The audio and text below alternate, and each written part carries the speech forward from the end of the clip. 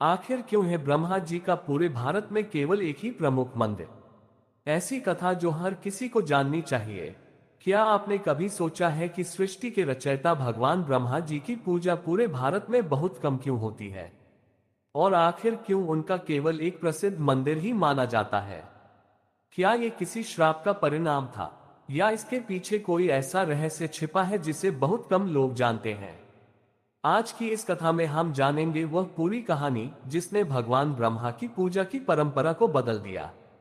Video को अंत तक जरूर देखिए, क्योंकि आखिरी हिस्सा आपको सोचने पर मजबूर कर देगा। सृष्टि की रचना के बाद भगवान ब्रह्मा ने सोचा कि अब पृथ्वी पर एक महान यज्ञ किया जाए, जिससे संसार में धर्म, शांति और समृद्धि बनी रहे। उन्होंने पूरे ब्रह्मांड में एक पवित्र स्थान की खोज शुरू की।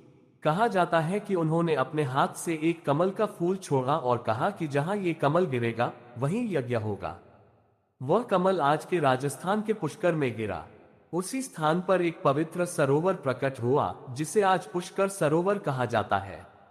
ब्रह्मा जी ने देवताओं, ऋषियों और सभी लोगों को यज्ञ में आमंत्रित किया।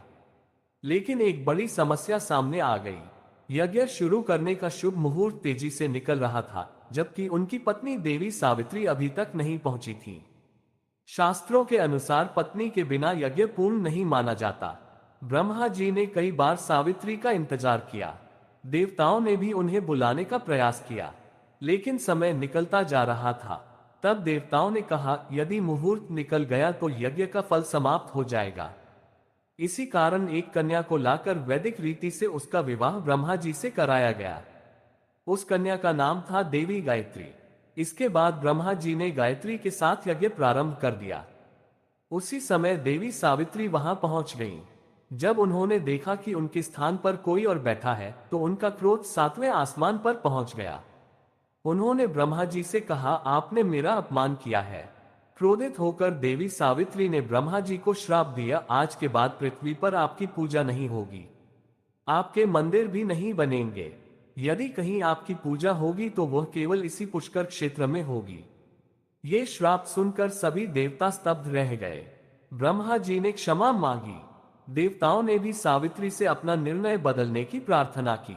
तब देवी सावित्री ने कहा, मेरा श्राप वापस नहीं होगा, लेकिन पुष्कर में आपकी पूजा सदैव होती रहेगी।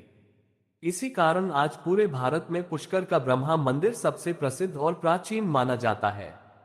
कहा जाता है कि जो भक्त सच्चे मन से वहां दर्शन करता है और पुष्कर सरोवर में स्नान करता है, उसे विशेष पुण्य की प्राप्ति होती है।